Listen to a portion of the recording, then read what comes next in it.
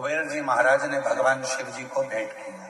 बड़ा सुंदर फल था और वो फल कुबेर जी ने भगवान शंकर को भेंट करा तो मां पार्वती जी ने उस फल को देखा तो फल बड़ा सुंदर, बहुत सुंदर। इतने में थोड़ी देर बाद जब मां जगतजननी अम्बा पार्वती जी के हाथ में वो फल आ गया। बड़ा सुंदर फल था जो कुबेर जी ने भगवान शिव जी को दिया था और शिव जी के हाथ का फल मां जगतजननी जगदम्बा मां पार्वती के हाथ में आ गया।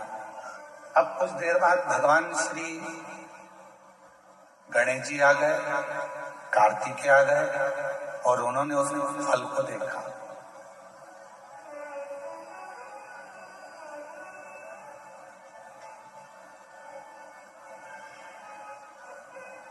अब इतना सुंदर फल था कि कार्तिकेय जी भी देखकर उसकी ओर थकित रह गए और भगवान श्री गणेश जी महाराज भी उसको देखकर थकित रहे। कभी कभी ऐसा होता है, माँ को मायके से साड़ी मिलती है, कभी कभी ऐसा होता है और माँ को मायके से साड़ी मिलती है, वो साड़ी बहू को भी पसंद आ जाती है और बेटी को भी पसंद आ जाती है। अब थोड़ा चक्कर पड़ जाता है कि वो साड़ी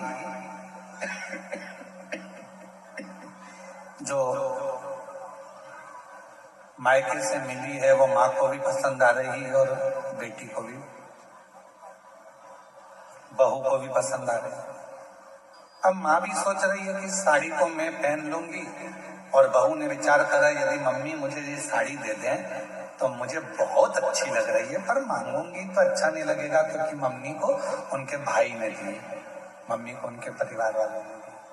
पर फिर भी मन में भाव है कि ये साड़ी मुझे मिल जाए, ये साड़ी मुझे प्राप्त हो जाए। थोड़ी देर बाद बेटी ने उस साड़ी को देखा तो बेटी के मन में भी भाव आ गया कि ये साड़ी मुझे मिल जाए तो अच्छा, इतनी सुंदर साड़ी है, ये साड़ी मैं पहनूं तो अच्छी। माँ को साड़ी अच्छी लग रही है, बेटी को साड़ी अच्छी लग रही है, बहू को साड़ी अच्छी लग रही है। अब ऐसी स्थिति में बेटी भी खड़ी हो गई और बहू भी खड़ी हो गई और कहा मम्मी ये साड़ी हमको दे दो। तो अब सास करेगी क्या, माँ करेगी क्या, बेटी को दूं कि बहू को दूं? बहू को दूंगी तो बेटी को बुरा लग जाएगा और बेटी को दूंगी तो बहू को बुरा लग जाएगा। संशय पड़ गया। उसी तरह फल अच्छा है, कुबेर जी ने दिया है, वो फल भगवान देवाधिदेव महादेव के पास आ गया। भगवान शंकर जी ने वो फल पार्वती जी को दे दिया। पार्वती जी के हाथ में वो फल जो दिखा, उस फल को लेने की कामना श्री गणेश जी के मन में भी आ गई और षडानंद कार्तिकेय जी के मन में। दोनों के मन में यह भाव है कि यह फल हमें मिल जाए, ये फल हमें प्राप्त हो जाए।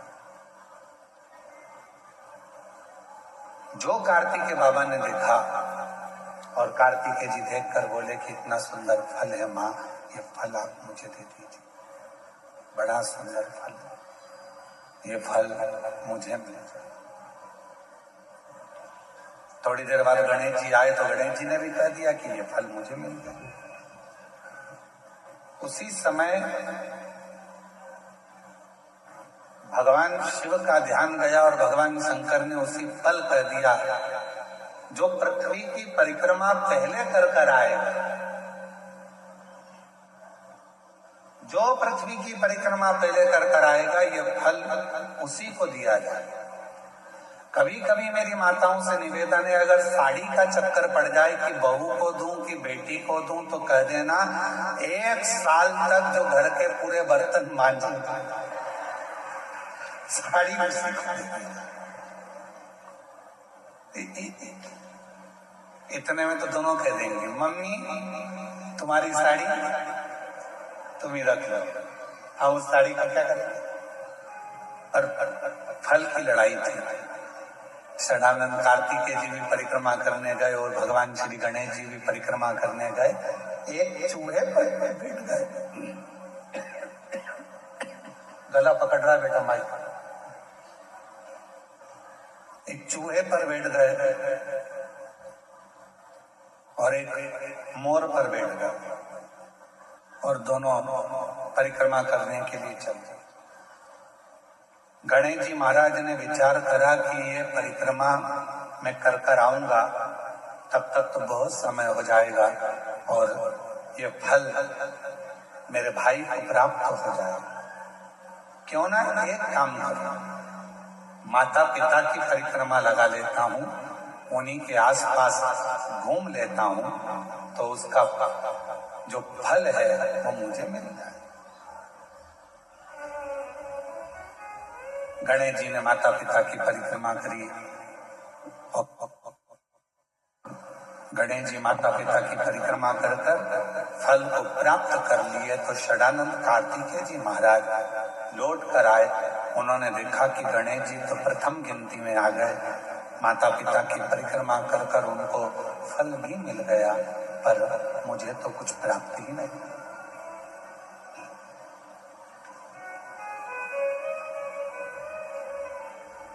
बात फल की नहीं है, बात है बुद्धि की, विद्वत्ता की, समझदारी।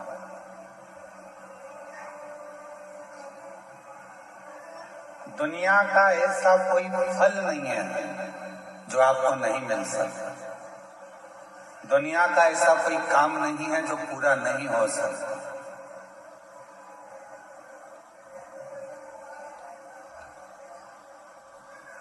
किसी प्रश्न को अगर लिखा जाता है तो उसका उत्तर जरूर होता है।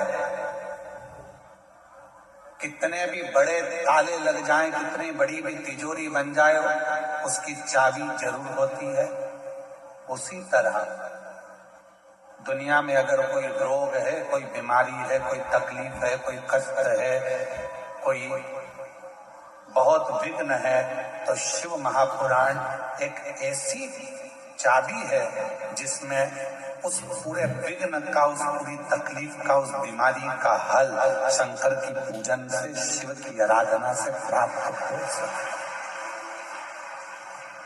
शिव से प्राप्त हो सकता, भगवान शंकर की आराधना से प्राप्त हो सकता। क्या नहीं, हम सबको कहते हैं कि अगर दुनिया में अगर आपका कोई नहीं है, यदि आपको लगता है कि मैं तकलीफ में हूँ, मैं कष्ट में हूँ, मैं परेशानी में हूँ, मैं बहुत विघ्नों में पड़ा हुआ हूँ, मैं बहुत तकलीफों में घिरा हुआ हूँ, बहुत परेशानी में घिरा हुआ हूँ, तो हम उनसे भी कहते हैं सारी समस्या का हल एक लोटा।